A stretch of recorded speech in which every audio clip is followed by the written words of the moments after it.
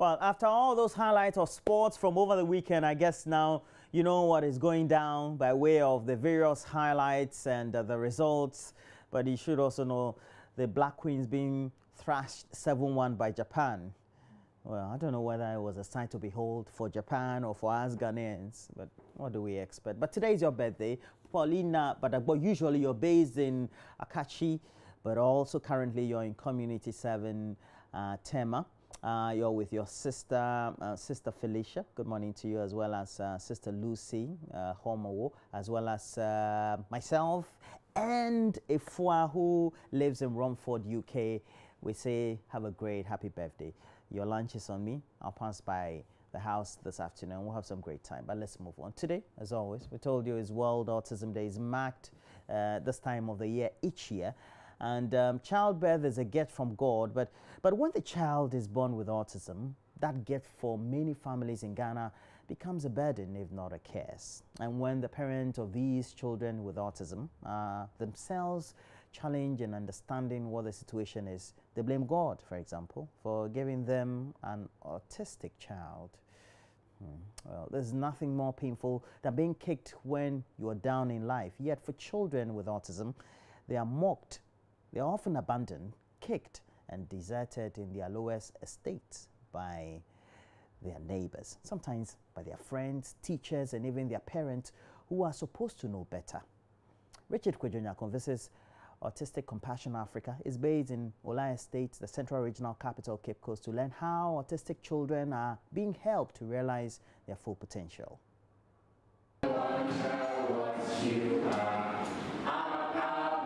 It's a Monday morning, and numerous activities for children with autism have started here at the Autism Compassion Africa at Ola Estate in Cape Coast. The autism awareness is gradually evolving in Ghana, and people are beginning to realize and understand that children born with autism are not spiritual curses from lesser gods, neither are they useless. But if they are helped, they can achieve their full potentials.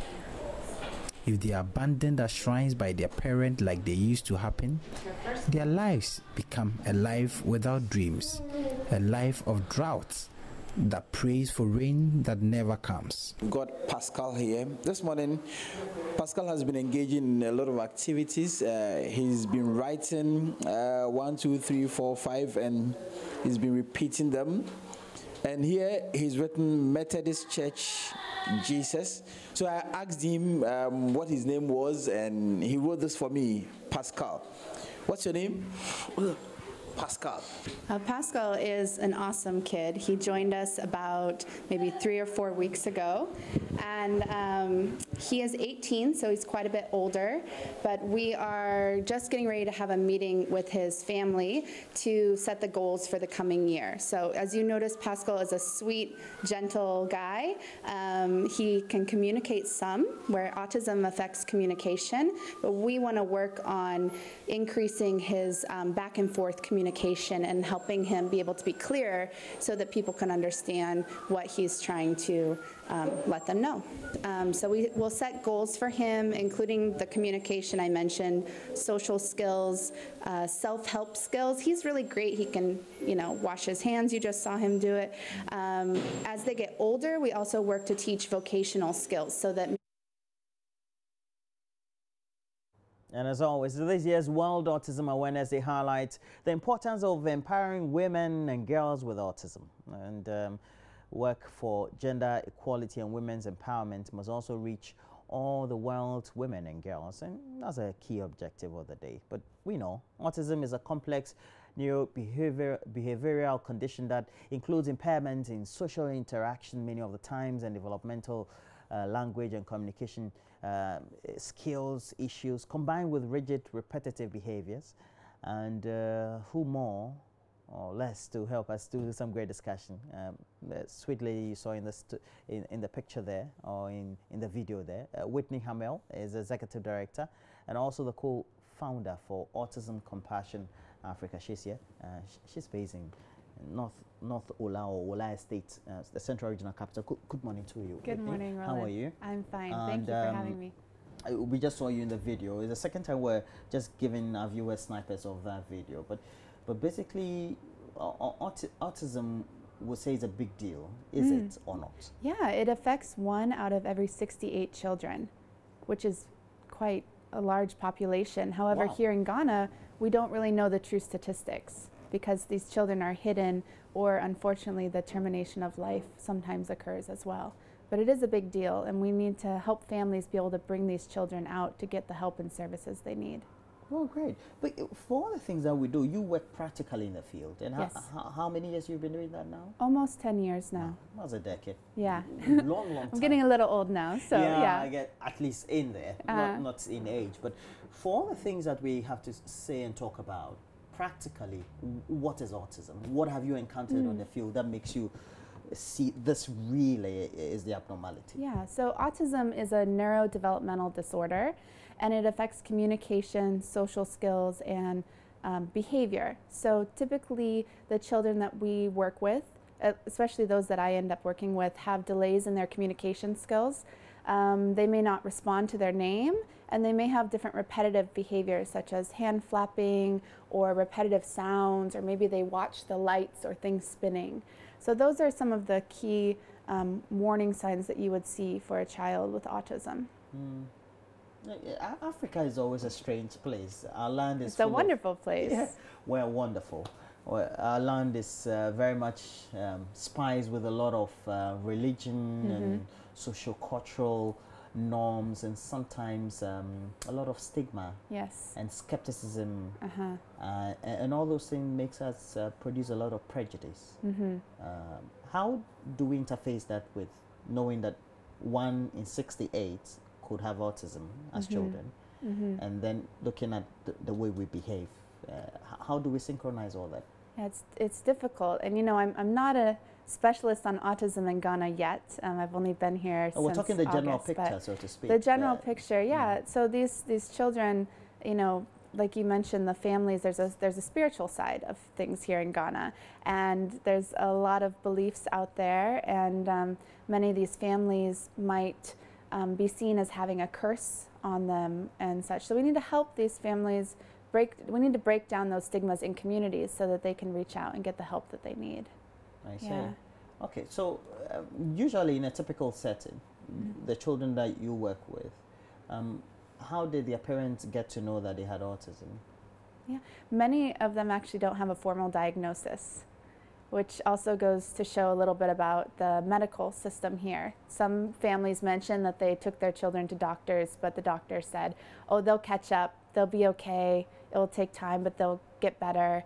And they didn't recognize autism right away. So, yeah. Well, typically, do you need to go to a great medical school to be able to diagnose autism? No, you don't need to go to a great medical school, but you need to at least read some more about it and have some practical. I think it helps when you have that practical experience with those with autism. You know, it's a wide spectrum, so you can't just say that all children with autism look like this, but there are those warning signs that we mentioned earlier.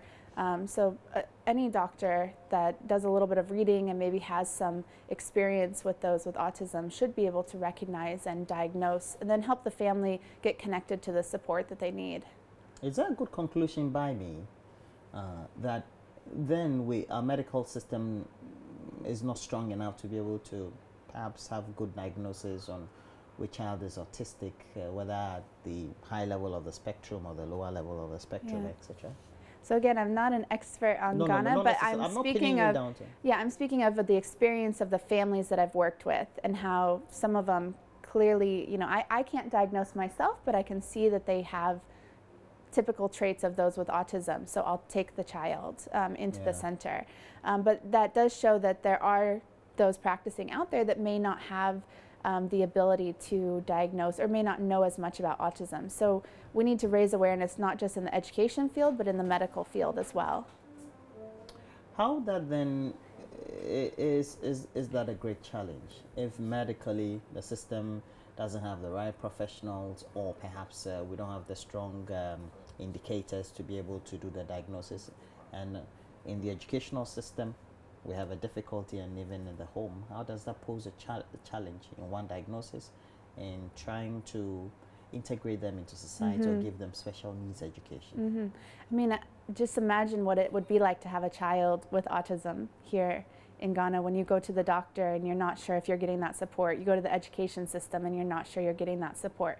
There are some amazing people here doing a lot of great work, but it has a long way to go in all of those areas that you mentioned. I see. Typically, do we have perhaps families in urban Ghana who could have children who have autism? In urban Ghana? Yeah, Yes. let's say. Yeah, so autism, it doesn't affect, it affects everyone, right? Rich, poor, white, black. I mean, I've worked in multiple countries across the world with a variety of populations. Which countries have you worked in? So I spent about 2.5 years off and on in Abu Dhabi, and then the previous 2 years before moving to Ghana, I ran a center in Delhi, outside of Delhi, in India. Yeah, and then in the U.S. as So well. would you say the situation is all the same, and with the presence of the special needs education, the right medical It was facilities? interesting to see the shift from when I first went to the Middle East in 2010 to when I then moved back again in 2015. When I first was there, there were only a few handful of people with centers helping these children, and there was a lot of stigma out there for families. And it was seen that maybe the mother had done something, there was a curse from God on her as why they had this child. But now you go to the Middle East, and yes, they have a lot of resources, but they've done a lot for awareness, and there are so many centers there. There are so many specialists like myself that are board certified behavior analysts in the Middle East, and it's been amazing to see the shift. And schools have special education programs now. It's a beautiful thing. So the shift can happen, but it has to start by raising awareness that these children exist and that they do deserve access to education and a life just like the rest of us. Or just like the Emiratis would say, shukran. Shukran. Shukran. Afwan. Okay. But at the end of the day, if we come to our setting, what do we need to do right beyond having the right medical facilities, but also start creating the awareness among the families and the communities? How do we need to start it? How do we start with the families and the communities? Yes. Yeah, I think it just starts by basic conversations. When we start letting people know of these signs, I've had many conversations with those here in Ghana about autism. Maybe they didn't know the word autism, but when I start describing it, they can think of people that were in their church or in their school growing up. And we were having a conversation earlier, right? Yes, we were. And you start to connect it, and they realize, oh wait, that's what that is. And yes, there are these people in our community, and yes, we can help provide them with access to education and such. And your organization is Compassion Africa? Autism Compassion Africa. Autism Compassion Africa. How are you funded? It's a difficult process, but we do a lot of fundraising because we're one teacher to one student. So we do applied behavior analysis, which is the type of therapy for children with special needs in the US mainly. But it's intense, and we can't pass that on to families. So we do a lot of fundraising in the US. We have our first fundraiser here in Ghana, in Accra, on April 15th at the Afia Beach Hotel from 2 to 6. But then I do consulting on the side in Ghana and some other West African countries, and that consulting money comes back to fund the center. Is it expensive, let's say, to be operating such centers that you have, for example, in Olaya State and Cape Coast? Yes, so like I said, it's one teacher to one student. So we have to raise a whole teacher salary just for one student to attend. And that's why we are focused on the bigger picture of autism here in Ghana, as we can only affect so many students at our center directly, but we are working on raising awareness, and then we want to do continued education. So right now I'm the only board certified behavior analyst in West Africa, and that's an issue. So we eventually want to send our staff to be able to do long distance continued education to get certified, and they can get the hours under me and be able to then, maybe they stay with us, or maybe they go off and start other centers themselves.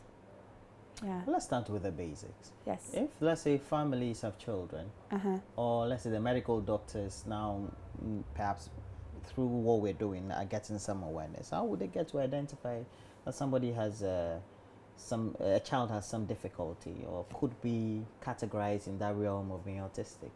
Yeah, there's no medical test right now for autism. No medical test? There's no, they There's look. no standard way. There's no the standard way is through observations and behavioral observations, and the doctor will do that.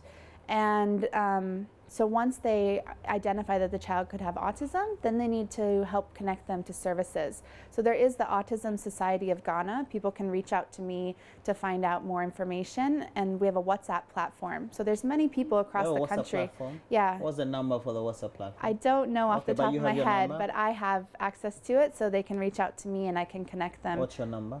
It's 055 055 347 347 7494. 7494. Yes, please. 055 347 7494. Yes. Right. And sorry, I broke your thoughts. No, there. that's fine. So then I can connect them to people, if they're in Kumasi or in other areas, I can connect them to those that may be able to help in their region. All right. So what should educational authorities do then? Because I don't know. I was doing some bit of reading. I had been doing it for years too about autism. I don't know whether they have to be integrated into normal schools or be given special needs, or would there be some autistic children who will even fit or more than fit the normal school system, etc. Yeah, so like we mentioned, there's a full spectrum. So you have those that are more severe and have difficulty being in the general education setting. And then you have those on the high end that maybe they just have some social difficulties, but they might be very brilliant in one area or the other. But what was the original part of that? I was trying to think what you asking. Oh, how do yes. they fit So in? How do we fit in, for example, the educational system? We have a normal educational system. So because of the categories of those who could be termed autistic, they could fit in. Or some. Or yes, they can. And then so those who have at the lower end of the spectrum, they mean that they have to be in secluded areas, or what do we have to do? So there is a push right now. One of the UN Sustainable Development Goals has to do with education and inclusive education. And Ghana has a law on the books from, I believe, 2007 about Disabilities Rights Act, that these kids should be included.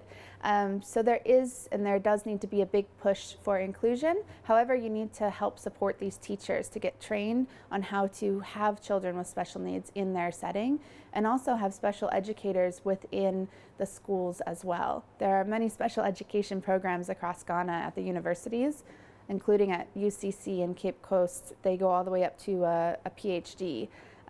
But however, you don't find many special educators in the general education setting. Why is that? I don't Based know. on your observation? I'm not quite sure. I mean, I don't know. It could be that there's not funding allocated for special education teachers for a general education or setting. could be when they get that sort of education, they may not get the right employment, they may not get the right remuneration, etc. Yes, exactly. Could also be one of them. But then, so those are the lower end of the spectrum. That is, those who have been perhaps diagnosed to be autistic children.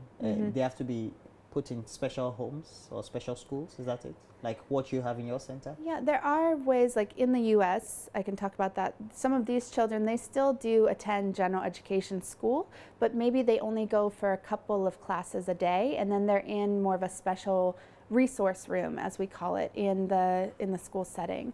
But here in Ghana, typically those are the children that end up at centers like myself and some other centers across the region that take those more severe cases. But if you get diagnosed when they're younger, they have a better chance of making progress in life and being able to be more independent. So that's why early intervention and diagnosis is very key to the development of these children. All right. There are a number of movies or series on them. There's one that's running currently in the US called The Good Doctor. Yes. There'd been a movie produced by American. He's a Bollywood gentleman, somebody who has an autistic problem, difficulty. Needs pictures and a lot of things to work with to it's just that their brain might work a little different than ours. Into the educational system. So what does it mean? Does it mean what I picked from those movies and the series was that at the beginning you have to make sure you align with their thinking and what they like before they get in line with the general educational system. Is that what it is? So what we do is we focus on the interests and likes of the student, and we use those to motivate learning. So yes, and they may learn in different ways. Maybe a child with autism is really brilliant in math, but they have difficulty with language arts. And so we have to see how we can modify the curriculum, how we can change it to their level that they need to be able to learn. You know, if you haven't been training for a marathon and I say, go run for a marathon tomorrow, that may be very difficult for you. But if I say, okay, let's start with, we run 5 kilometers tomorrow and we work up, up, up, that's how we do it with our students as well. Is it true that some of the world's people with the best IQs, those geniuses, so to speak, sometimes maybe at some level of the spectrum? Yeah, there's disorder, many theories out there about different individuals, including maybe Albert Einstein. Yeah. There's talks of maybe Bill Gates being on the spectrum as well. So they may be extremely brilliant. I think about 2% of the population of those with autism are savants.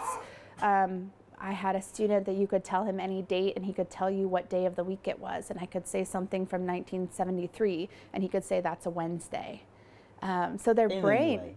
Sorry? You had a student in the US? Yeah, that was in the US. So the brain just thinks differently than ours. And they may be even more brilliant than you and I are in a particular field. But they have to have that support. Okay, so let me just try to practicalize what you're saying. Sure. So you could have somebody who is very good at drawing, but may not like numbers.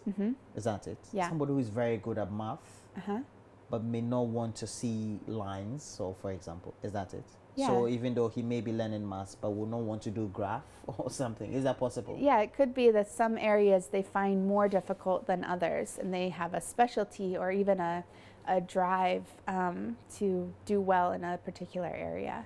So does it mean that you have to identify that and try to bring them up to the same level?